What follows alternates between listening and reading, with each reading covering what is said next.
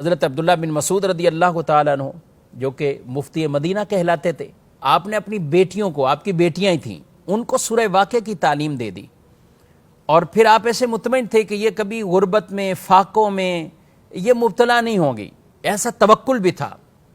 حضرت عثمان غنی رضی اللہ تعالیٰ عنہ خلیفہ سوم، امیر المومنین، مسلمانوں کے تیسرے خلیفہ، آپ ان کی عیادت کے لیے گئے اور آپ نے جا کر چند سوالات کیے، اور حضرت عثمان غنی رضی اللہ تعالیٰ عنہ نے حضرت عبداللہ بن مسعود رضی اللہ تعالیٰ عنہ سے پوچھا کہ آپ کسی چیز کی تکلیف محسوس کر رہے ہیں؟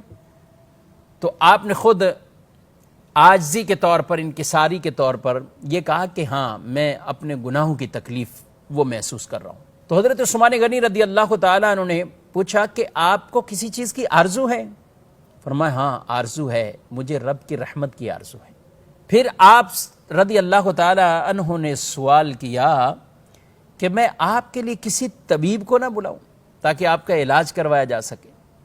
تو آپ نے فرمایا کہ طبیب نہیں تو مجھے مرض میں مبتلا کیا ہے، یعنی اللہ پاک کی طرف یہ نسبت کی کہ رب نہیں تو مجھے مرض میں مبتلا کیا ہے، رب ہی تو شفا دینے والا ہے۔ حضرت عثمان غنی رضی اللہ تعالیٰ عنہ نے پھر کہا کہ آپ کے لیے کچھ مال کا وہ ہم حکم نہ کریں کہ آپ کو کچھ مال دیا جائے؟ تو حضرت عبداللہ بن مسعود رضی اللہ تعالیٰ عنہ نے منع کر دیا کہ نہیں چاہیے، مال نہیں چاہیے، مجھے اس کی کوئی حاجت نہیں، مال منع کر دیا۔ کہا کہ ہم آپ کی بیٹیوں کو دے دیتے ہیں، یعنی وہ مال آپ کی بیٹیوں کو مل جائے گا۔ فرمایا انہیں بھی کوئی حاجت نہیں اس کی۔ کیوں؟ کہا کہ میں نے رسول اللہ صلی اللہ تعالیٰ علیہ وآلہ وسلم سے یہ سنا ہے، جو شخص رات کے وقت سورہ واقعہ پڑھے گا وہ ہمیشہ فاقے سے محفوظ رہے گا۔ تو گویا کہ بیٹیوں کو یہ صورت سکھا دی گئی ہے، اور عورتوں کو سکھانے کا ویسے ہی حکم ہے۔ تو اس لیے آج ناظرین کرام، جہاں اتنی مشکلات میں لوگ پھنسے ہوئے ہوتے ہیں، پریشانیوں میں ہوتے ہیں، اور طرح طرح کی بعد کا شکوے شکایات والے کلمات بھی کہہ بیٹھتے ہیں، آئیے نا قرآن کی طرف۔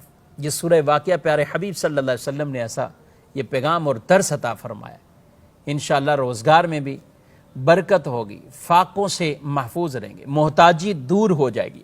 خود بھی پڑھیے، اپنے بچوں کو بھی یہ تعلیم دے، بیٹیوں کو، گھر والوں کو، تاکہ رات کے وقت گھر میں سورہ واقعہ کی تلاوت ہو۔ تو اس کے کئی فضائل بھی سورہ واقعہ کے یہ بیان کیے گئے۔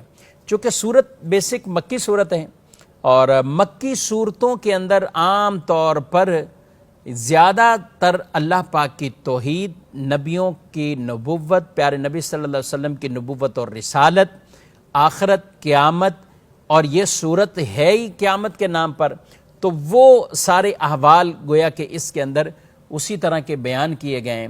یعنی ہمارا جو ایمان ہونا چاہیے کہ موت ہے، موت کے بعد اٹھیں گے، قیامت قائم ہوگی، حشر نشر، یہ سب کچھ ہوگا۔